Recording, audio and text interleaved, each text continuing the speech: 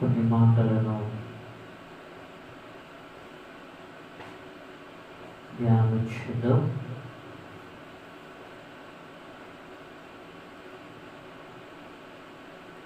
చూడండి,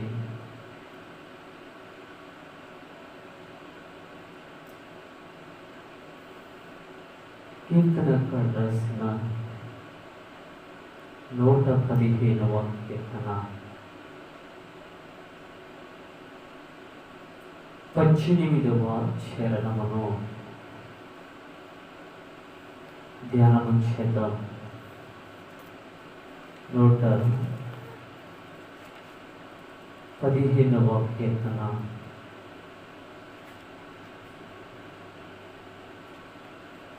18వ చరణమును ధ్యానము చేద్దాం.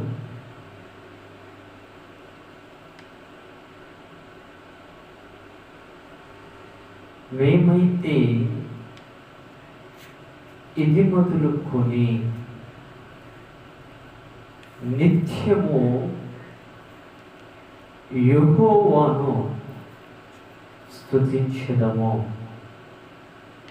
యెహోవాను స్తుతించుడి. ప్రార్థన. దయగల తండ్రి, కృప కలిగిన దేవా, యేసయ్యా, మీకు వందనాలు, స్తుతులు, స్తోత్రాలు. ప్రభా, చదవబడిన లేఖనములోని మాటలను ఈ ఉదయకాల సమయంలో ప్రభా ధ్యానిస్తుండగా మీరు మాకు తోడుగా ఉండండి, సహాయం ఇచ్చేయండి. ఈ మాటల్లో భావమును అర్థమును తెలియపరుచుండగా వింటున్న ప్రతి ఒక్క బిడ్డకు ప్రభా, ఇదిగో మీరు మిమ్మల్ని స్తుతించి మహింపరిచే భాగ్యాన్ని దయచేయండి. ప్రతి ఒక్కరికును దయచేయమని యేసయ్య శ్రేష్టమైన నామములో ప్రార్థిస్తున్నాను తండ్రి, ఆమేన్. చూడండి, ఇక్కడ పరిశుద్ధమైన బైబిల్ గ్రంథంలోని మాటలను ధ్యానం చేస్తే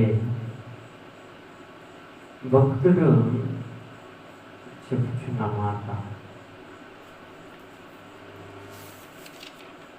ఇది మొదలుకొని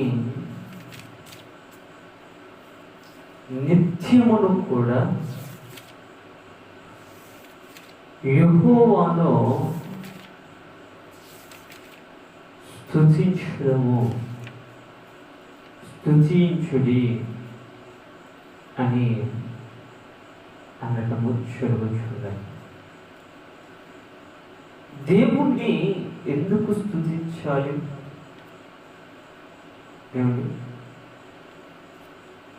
ఆ దేవాతి దేవుణ్ణి మనము ఎందుకు స్తుతించువారముగా ఉండాలి? ఆలోచించండి.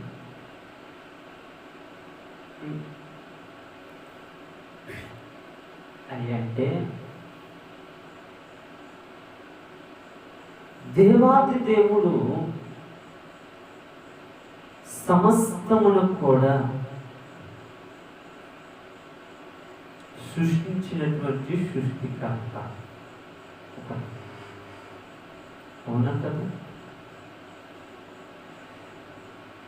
ఆయన అంటున్నాడు, ఆకాశమా కలుగు అనగానే, భూమి కలుగు అనగానే, జీవరాశులు కలుగమనగానే, నక్షత్రములను కలుగమనగానే,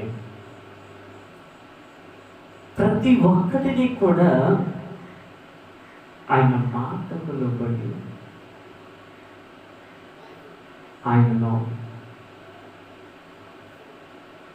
స్తుతించుతూ వచ్చినారు. పరిశీలతోనూ శాస్త్రులతోనూ మత్తయి సువార్తలో మాట అంటారు, రాళ్ళు ఇది కాకపోతే రాళ్ళు స్తుతిస్తాయి అంటే ప్రభువుని స్తుతించుటకు సమస్తమును ఇష్టపడుచున్నవి. ప్రభువుని స్తుతించుటకు సమస్తమును కూడా ఆయనకు లోబడిపోచు ఉన్నాయి. కానీ మానవ మాతృడు మాత్రము ఆయన స్తుతించుటకు, ఆయన నామమును ఘనపరచుటకు ఇష్టపడేటువంటి వ్యక్తిగా ఉండలేకపోవచ్చు ఉన్నాడు. దేవుని నామ స్తోత్రం. ఆయన ఇచ్చినటువంటి గాలిని పీల్చుకుంటున్నాం, ఆయన ఇచ్చినటువంటి నీరును త్రాగుతున్నాం, ఆయన ఇచ్చినటువంటి ప్రాణముతో భూమి మీద బ్రతుకుచున్నాము. కానీ ఆయనను మాత్రము స్తుతించగలం. దేవుని నామ స్తోత్రం. అవునంటారా కదా? కాబట్టి ప్రభునందు ప్రియ దేవుని బిడ్డలారా, మానవ మాతృలమైన మనమందరం కూడా ఏం చేయాలి అంటే ఆయన స్తుతించేవారముగా ఉండాలి. కారణం, కష్టకాలములలో మనకు ఆయన తోడుగా ఉండి మనల్ని ఆదరించేటువంటి వ్యక్తి.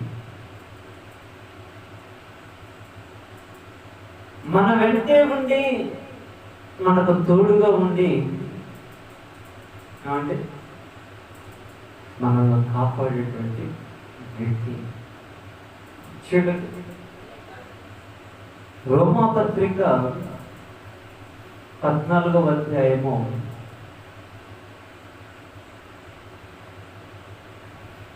11వ వచనంలో ఒక మాట అంటున్నాడు, నా తోడు ప్రతి మోకాలును నా ఎదుట మొగను, ప్రతి నాలుకయు దేవుని స్తుతించును అని ప్రభువు చెప్పుచున్నాడు అని రాయబడి ఉన్నది. కనుక మనలో ప్రతి వాడులో తనను గురించి దేవునికి లెక్క అప్పగింపవలెను. ఆలోచించి అంటే దేవునికి లెక్క చెప్పవలసిన సమయము ఒక రోజు. ఆ దినమున దేవుణ్ణి దగ్గర లెక్క చెప్పవలసిన సమయంలో అప్పుడు మనం ఎన్నిసార్లు దేవుని స్తుతించాము, ఎన్నిసార్లు దేవుణ్ణి కనపరిచాము, ఎన్నిసార్లు ఆయన ఆరాధించామని ఈరోజు నీవును నేనును విర్రవీగవచ్చు. ఈరోజు మనమందరము కూడా మౌనముగా ఉండి ఆయన చేసిన కార్యములకే కానీ, ఆయన చేసిన ఉపకారములకే కానీ మనం మెదలకుండా ఉండవచ్చు. కానీ ప్రభునందు దేవునిలాగా ఆలోచించి ప్రతి ఒక్కరు కూడా ఆయన స్తుతించేవారుగా. ఎగ్జాంపుల్ ఆలోచించండి, ఒకప్పుడు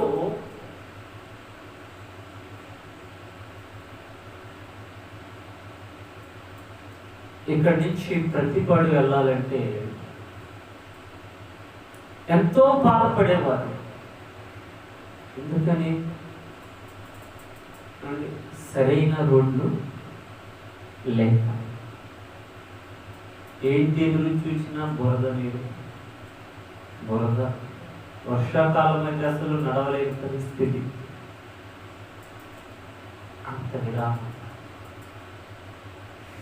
కానీ ఈరోజు వర్షాకాలము కాదు, ఎండాకాలం కాదు, ఎలాంటి సమయంలోనైనా సరే ఎక్కడి నుంచి ప్రతిపడు 2 నిమిషాల్లో వెళ్ళిపోతున్నారు. దేవునామ స్తోత్రం. అది ఎవరి యొక్క అంటే దయ్యా మన అందరూ కాళీకిషోర్ గారి పుణ్యం అంటారు. కానీ వారికి ఆలోచన దయచేసి దేవాది దేవుడు కదంటారా. అంతకుముందు ఎన్ని సంవత్సరాలు బాధపడాలి? కాబట్టి ప్రభునందు ప్రియ దేవుని బిడ్డలారా, ప్రతి ఒక్క విషయములలో కూడా మనము దేవుని స్తుతించాలి. అందుకే అంటున్నాడు, ప్రతి నాలుకలు కూడా దేవుణ్ణి స్తుతించును. ఒక విషయంలో కాకపోతే ఒక విషయంలోనైనా సరే, దేని ఒక దాని విషయంలో ప్రతి మనుషులను కూడా తమ తమ నాలుకలతో దేవుణ్ణి స్తుతిస్తున్నారు, ఘనపరచుచున్నారు, ఆరాధించడము జరుగుతున్నది. అందుకే ప్రభునందు దేవుని బిడ్డలారా అంటున్నాడు, ఇది మొదలుకొని నిత్యము యెహోవాను స్తుతించడము, యెహోవాను స్తుతించడము, ఆయన నామమును ఘనపరచడము. ఆయనను స్తుతించినప్పుడు, ఆయన నామమును ఘనపరిచినప్పుడు, ఏమండి చూడండి, ప్రభునందు ప్రియ దేవుని బిడ్డలారా, దేవుని నామమును స్తుతించినప్పుడు, దేవుని నామమును ఘనపరిచినప్పుడు ఏమి జరుగుతుంది? అయ్యా అని అనవచ్చు.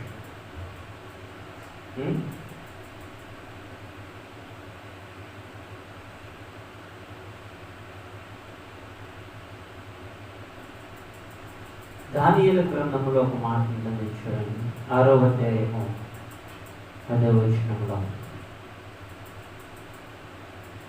యథాప్రకారము అనుదినము ముమ్మారు మోకాలుని తన ఇంటి పైగేటికిను యెరూషలేము తట్టుకు తెరవబడి ఉండగా తన దేవునికి ప్రార్థన చేచు ఆయనను స్తుతించుచూ వచ్చెను.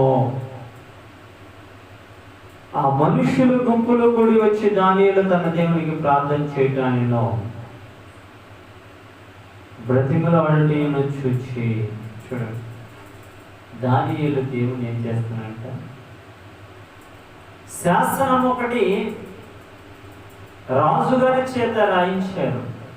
శాసనము ఏ దేవునికి కూడా, ఏ మనుషునికి కూడా ఎట్టివారును రాజుగారి చేత చెప్తే మిగతా దేవునికి ప్రార్థన చేయదు, వారి ఎక్కడైతే ప్రార్థన చేయకూడదని చెప్పి శాసనమును రాయించారు. కానీ దానియేలు మాత్రం తన దేవునికి ఏం చేస్తున్నాక ప్రార్థన చేస్తున్నారు. ముమ్మారు కూడా మోకాలు యెరూషలేము తట్టు తెరవబడి నుంచి దేవునికి ప్రార్థన చేస్తూ స్తుతిస్తూ ఉన్నారు. అలా ప్రార్థన చేస్తూ అలా స్తుతిస్తున్నప్పుడు ఈయనను తీసుకెళ్ళి ఏం చేశారంటే, రాజు ఆజ్ఞను ధిక్కరించారని చెప్పి తీసుకెళ్ళి సింహముల బోనులో పడేశారు. అలా పడవేసినప్పుడు అందరూ అనుకున్నారు దానియేలు ఈసారితో అంతమైపోయాడు, దానియేలు ఈసారితో చనిపోయాడు అనుకున్నారు. కానీ రాజుగారు మాత్రము ఒక మాట అంటున్నాడు, నీవు అనుదినము తప్పక సేవించుచున్న నీ దేవుడే నిన్ను రక్షించినాడని దానియేలుతో చెప్పాను. దేవుని స్తోత్రం. అంత నమ్మకం అంటే రాజుగారు దానియేలు ప్రతి దినము స్తుతించుచున్నాడు, ప్రతి దినము దేవుని నామమును కనపరుచుచున్నాడు, ప్రతి దినము దేవుని ఆరాధించుచున్నాడు. అలాంటి దానియేలును చూసి నేను అంటున్నాడు, ఆ దానియేలు సేవించిన దేవుడు అతన్ని ప్రభునందు దేవుడు కాపాడటం లేదా కాపాడు. ఈ దినము కూడా ప్రభునందు దేవుని బిడ్డలారా, దేవుడు మనల్ని కాపాడతాడా లేదయ్యా అంటే కాపాడతాడు. ప్రతి పరిస్థితులలోనూ ఎట్టి పరిస్థితుల్లోనైనా దేవుడు మనల్ని కాపాడటకు సమర్థుడు. కాబట్టి పరిస్థితులు అన్నీను కూడా చక్కపరచబడుగాన, పరిస్థితులన్నీను కూడా దేవుడి దయను బట్టి, దేవుడి కాపుదలను బట్టి చక్కగా మారులాగా ఆ దేవాది దేవుని స్తుతించే వారముగా మనం. కాబట్టి ప్రభునందు ప్రేమను ఆలోచించి, అందుకే భక్తుడు అంటాడు, నిత్యము యెహోవాను స్తుతించడము, నిత్యము యెహోవాను స్తుతించడం. మనం పడుకున్నప్పుడు, లేచినప్పుడు, పనులకు వెళ్ళిచ్చినప్పుడు, ప్రతి విషయములో కూడా కొద్ది నిమిషాలు, ప్రతి దినములు కూడా స్తుతిద్దాం. అయ్యా, నువ్వు చేసిన ఉపకారములకు ప్రభా నీకు కృతజ్ఞతాస్తుతులు నాయన. ప్రభా నువ్వు చేసిన ఉపకారములకు నాయన నీకే స్తుతులు నాయన. గొప్ప కార్యాలు, అద్భుత కార్యాలు, మహత్కార్యములను మా పట్ల జరిగించిన దేవుడా మీకే కృతజ్ఞతాస్తుతులు ప్రభా అని ఆ దేహానికి దేవుని దగ్గర మనమందరం కూడా ప్రభునందు వెళ్ళారా ఆయన స్తుతిద్దాం. ఈ దినమంతి నుండి కాపుదల, ఈ దినమంతి నుండి సమాధానం, ఈ దినమంతిలో ప్రభా మీరు మాకు తోడు, మా బిడ్డలకు, మా గ్రామములకు, మా కుటుంబములకు ప్రభా తోడుగా ఉండండి, సహాయం ఇచ్చేమని ప్రతి ఒక్కరు కూడా ప్రభునందు వెళ్ళారా ఆయన స్తుతించి, ఆయన నామమును కనపరిచి, ఆయనను ఆరాధించేటువంటి వారముగా నీవును నేను మనమందరము కూడా ఉండేటువంటి వారముగా ఉంటాం. ఈ కొద్ది వాక్యము దేవుడు దీవించిన వీటిలో చేర్చుకున్నదాకా ప్రార్థన చేసుకుందాం.